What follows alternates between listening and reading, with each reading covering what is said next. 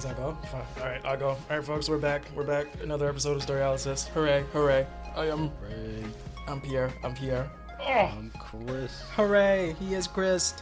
We are reacting to Fern and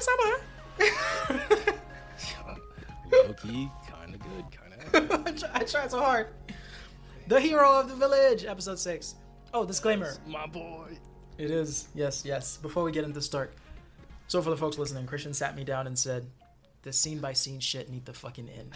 Like, we either do a quick summary of key points, or I'm shutting this shit down. So, unfortunately, you know, I'm not the kind of guy who, when I watch porn, skip to the end, Christian. I watch the whole thing. Like, the actresses and actors, they put in a lot of time and effort. He's a connoisseur. How do you say that in French? Connoisseur? Connoisseur. But Connoisseur. still, regardless, Christian, it is what it is. I sit through the whole thing because I like to cherish every second, you know? Like a girl who want to get into a rap video. Like, how is she going to convince him? You know, can she dance? I'm looking for all these things. I don't just skip through her just giving him head. But regardless, it is what it is. We're just skipping today. Okay, we're not skipping. Key points. This is about Stark, Christian. This episode, it's starting to get good. Okay, it was always good. It's getting great. It's getting great. They're still in the same year, which is the one thing that keep tripping me off. Like, literally, it's like I don't understand. It's Christian, this has been the third episode now where we're at 28 years after Himmel's death. As in, all this happening within a year. So it's been like probably a month and another month. But it is what it is. I will say that I think it's the next episode where there's a line that starts to explain why they're doing this like 28 year. Like, it's starting to, you know, it's starting to pay off. Oh, dude, Stark's character, man. Oh, man. No, he's good. I like his character. I love Frieren's ability. I love Frieren's approach to letting Fern discover this on her own. Because, like, go talk to him. Go find out. I think we're good. Like, he's not the coward that you think he is. Like, I can see from the Fishers. Is that how you pronounce it? Yes. That homeboy's been training. He's not like that. That is what it is. But I love her laid-back approach the whole time. And, how they're giving us more as the story's going. That scar on his face. Like, this whole time, man, this boy's been thinking he's a disappointment to his master. Bro, just for Heisen to say, I was scared. Shit. So, I just want to say one thing about Fern here in the beginning. So one of my favorite books, it's called The Obstacle is the Way by Ryan Holiday. And in it, there's a part that says, fear and uncertainty are relieved by authority, and training is authority. So authority, like the definition of that, is the power to make decisions via some kind of leadership. So if you have a guide in the dark, there's less need for you to be stressed because, you know, as long as you trust your guide, he'll lead you out of it. So in this lost in the dark scenario, your guide is the authority. So the quote that I mentioned from the book before, it sort of personifies the idea of training. And then as a result, training becomes your guide in the dark. It becomes the authority that you can trust in a stressful situation.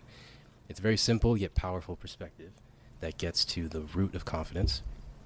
And so to have Fern inject this perspective into Stark, I think it's a pretty efficient way for a character to give courage to the discouraged without it feeling cheap, since like they're basically strangers, right? Like they just met each other, and yet the resolve, she has to say something that would sort of give him a little bit of a pep. And it's the perfect thing she could have said, especially after seeing how he made the fissure in the mountain. I think it was a great little moment a great little introductory moment for Fern and Stark. Even though, like, immediately after, she calls him a coward. You know, she keeps the playing field level.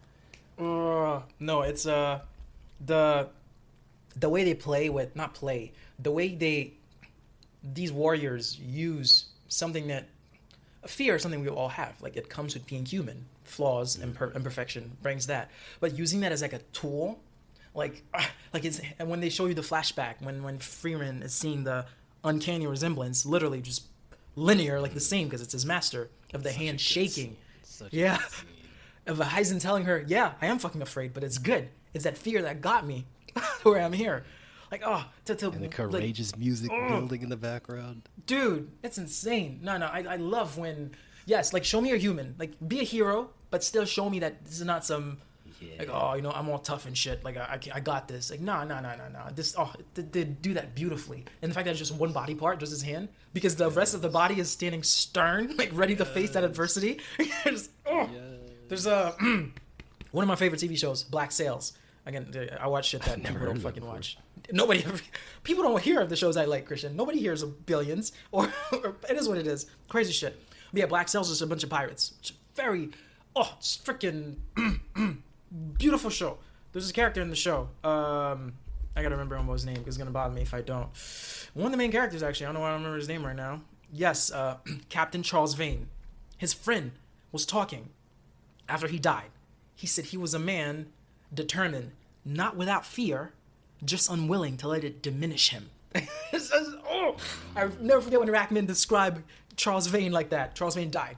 But as in, like, we're all afraid, but he didn't let that. The same way, when you look at Eisen, even when you look at Stark, they have fear, but Stark still challenged the dragon, bro. Like, they have fear, but Eisen still went in and fought all of these battles. I love that. I really do love that. Because you're not immortals. You're not a fucking an elf. You're a human being, bro. You're Captain America. But like, pretty much, because he's not indestructible. Like, Captain America's not immortal. It was good. It was good. Ugh. But the scar too, Christian, which is so sad. Like, my boy thought this whole time this scar is literally because I'm a disappointment. You know, I'm a fucking farce. Like, my master saw it, and that's the reason. And I've also been hiding here. I didn't do shit. These people call me a hero. I've been living off of free food, living off of free glory, unearned glory. Although it looks like it was earned because it basically looked like I stood up to the dragon. But I was just frozen. But it is what it is. But for that to be twisted, bro, like for Eisen to give you that scar because he saw what you could become, the reflex of the shaking hand, the fear. It's just like, that's brilliant. Oh, it's like his limb just gyrated accidentally. Dude, no. This episode was fucking sick. 6 moving up, Christian, just fucking crazy shit. And I just love how Stark was, you know, he was presented as like this comedic character. Right? Yeah. He's a coward.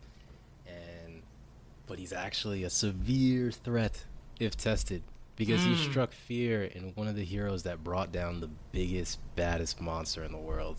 And he's only an apprentice. Yes, he was much younger when he did that. Yeah. Right? And these are the qualities of our new crew member on this 10-year journey. I know. Like, we have a legendary hero. We have 2 prodigies. Like, it's just, it's such a cool setup that gives glimpses into an incredibly epic adventure to come. And I just love it. No, it is pretty sick. Oof. And how, again, Fern's freaking, like, seeing that homeboy got it under control. Like knowing, hey, I struck him down. Are you guys coming in? Like, are you guys coming in? It's like, nigga, you already killed the dragon. Yeah, he was like, he called her an old hag. Right, old hag. Which again, when she said, huh, what did she responded to that? She said something. I don't remember what she said. But yeah, I was like, huh, I guess that's an interesting choice of word or some shit. But it was already dead. Like, you killed that by yourself. Like, what is such a good way to boost this young man's confidence? Because she sees the potential in him. She sees the training he's been doing. Obviously, you got something cooking. Like there's untapped things there. There's just a matter of, is this internal? This is all an internal conflict. That you think you're less than. Like, you think you're not worthy. You think you're a farce. Letting you have this win, which I know you can, which I won't interfere, will bring you back to where I know you can be. It's fucking beautiful. And how they even doubted him when they show up and did the morning of, and he wasn't there. And she's like, oh, I guess I'm disappointed. Fern's like, well, he's a fucking coward. Nah. Mm-mm. Kill the dragon. The Frieren, the scene always kills me. She gets so happy because she starts frolicking towards the treasure. Yeah. And it's hilarious because that's the most emotion that we've seen out of her. Like, that is actually true. Or when she cried after Emil's funeral. But yeah. Oh, that's true. It's funny how throughout the show she gives you characteristics of a child, at the same time characteristics of a very mature grown-up. She's such a complex individual. Yeah, dude. It's really cool. That's some fucking kid on Christmas morning opening present kind of vibe. Right. He's like, ah! Stark is like, what the fuck is all this shit? This is like nothing. Bro, in the spell? Oh, shit. Yo, Fern did not have to do Stark like that, man. These two better fall in love. And she better fall in love hard for him, because she put him through too much. Like, I can't see anything. About it, though. She was thinking about it. But she's like, it's small. He's like, I'm not small. Like, like, no, bitch, it's small. It was probably very cold. There was probably a wind. Yeah, Just- right. so he's recruited. He comes in. That's pretty sick. Again, same year, 28 years after Himmel's death. They're walking. But yeah, like we mentioned, Oh. it's just yeah. Go ahead. One thing before that, the flashback. There's two lines that I wanted to bring to your attention.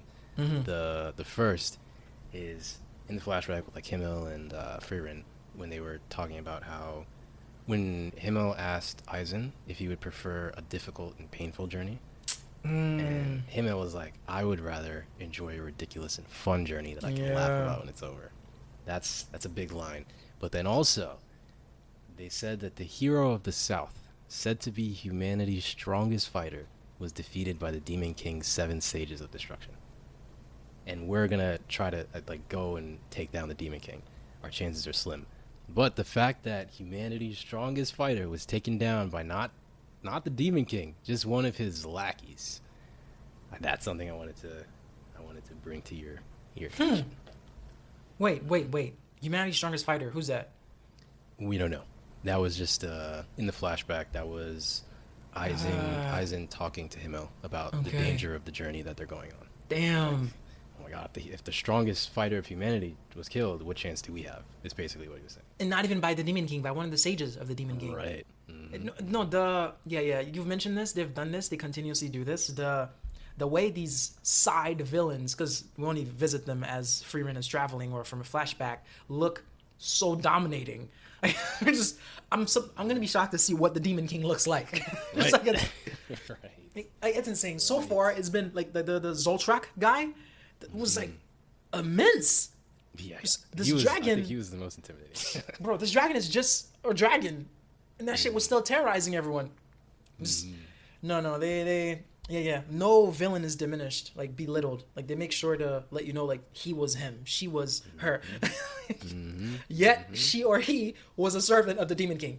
Who is the Demon King? Is that Thanos?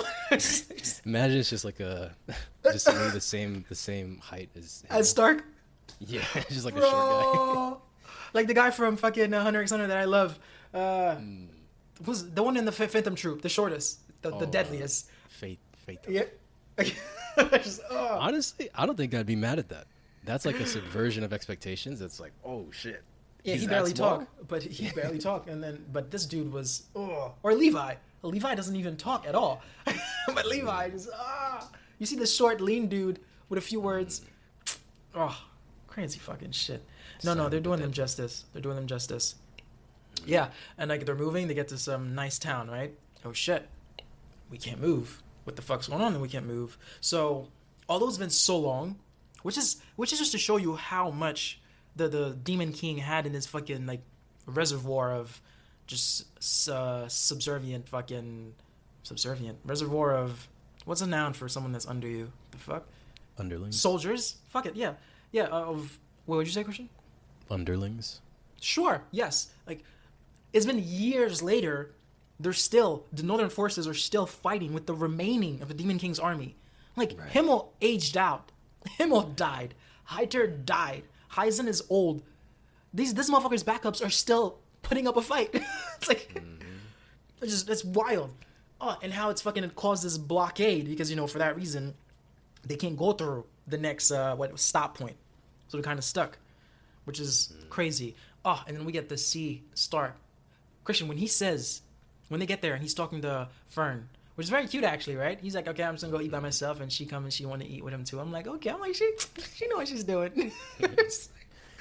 Oh, dude, I love this like character type for women. Like, I think in Japan, is it called a yandere? I think it's called a yandere, where it's like they're very like cold, but you could tell that they're warm too. They're just like a little hard to reach the shell. I love that kind of character in women in anime. It's so good. Yeah, and True Detective season 4. Oh, there's this woman in there, like borderline masculine, which sounds very weird coming from me. Like she's attractive. I think she's an MMA fighter or something. She has 2 fucking piercings on her cheeks. She's just like that, this cold shell. Like, but she actually loved this dude. It's because she took his toothbrush and gave it back. No, True Detective. Christian, True Detective is such a good show. I highly recommend. Well, I recommend so many shows to you. Apple TV. No, HBO. Oh, So yeah, True Detective basically is a series that's disconnected. Every season is different, but it's just a series of cases that were closed that got reopened. Like, you know, like police cases. Either, oh shit, we caught 2 killers. It was actually 3. One's been loose this whole time. Or, oh shit, this case closed very abruptly and got brushed up. Something is weird. Let's reopen and see what's going on. You know, like, yeah, those are season 1 and season 2. But like, oh, just no. It's a unique spin. It's yeah. Like, oh shit, these people, these natives. Oh, they touch on natives for season 4. Oh, because you know Native Americans. Well, anyone, the Aboriginals of Australia, anyone who's a native who's not white got fucked somewhere in history from their land. But anyway, they touch up on that in season 4, of True Detective. But it's crazy shit. But yeah, that relationship is very cute. I really do like how it's growing and how she is as rough with him as Frieren was with the crew when she first met them. But that's just who she is. But I can see it. I can see it melting slowly. Stark's the boy. He's him. She just got to put that hammer down. Well, it's not a hammer. Put that sharp axe down. She gonna be like, Daddy, chill. So nice. Because you got to remember, his memory of his master is not a good one. I have the scar on my face because he was disappointed. I don't know if Frieren ended up telling him what Heisen told her. But regardless, for him to still be like, I don't have that much time. When he said that question, I was like, oh shit, please tell me you're not fucking dying, because I like your character. But just to elaborate, like, just to let us know that my master's getting old and this journey was long, so I want to come back to him, like, so he doesn't die while I'm on the road. And I was like, that is so fucking cute. Like, bro. And they show you flashback of how Eisen, although he's like, looked very harsh, like, Eisen took him there, you know, Eisen put his hand on his shoulder. And how Eisen never talked about himself, but the group, like the humility that this gang had, like, it's insane, you know, man. For some reason, whenever I see that scene you're talking about, and I see Eisen's hand gripping Stark's shoulder, it looks so realistic to me. Like, it makes me think of my grandparents and their hands every time I see his hand. I don't know what it is about that one scene that does that to me, but it always happens. Like, I just imagine like an older, brittled hand. And that looks exactly like what I was seeing on the screen. It's weird. Nah, it was beautiful. But they get to go because Frieren was spotted. The head of the town was like, oh shit, I'm so sorry. And she's such a non-diva. Like, non-diva, as in a good person. She could have easily been like, yeah, bitch, you should be sorry. I'm fucking, I ran with Himmel and the fucking saviors. Like, Himmel and his gang is what they always call him. And this guard had the nerve to fucking tell me I can't come here. Like, this man should be beheaded. But it was not that at all. She's like, no, he's doing his job. He's a guard. He's supposed to be like that. It's fine. And she got upset that then she got that free pass. The faces she made, dude. Oh, it's like what? So I wanted to collect spells. I wanted to read from the grimoires. Dude, nah. Her character's really cute. And she doesn't like all the praises. That is like, wow. Like, she's like, no, she's very humble. Because homegirl knows she's the shit, but yeah, she's like, all that thing is kind of icky, while Stark is just basking in the glory. Stark's like, wow, I get to experience this shit. No, this episode was good, and it only gets fucking better. Crazy shit, Christian. But yeah, it's episode 6. Yeah! 6. The hero of the village. All right, I'm going to sleep. Damn, this was good timing. Damn. This was good timing. All right. See you. Bye. Yep.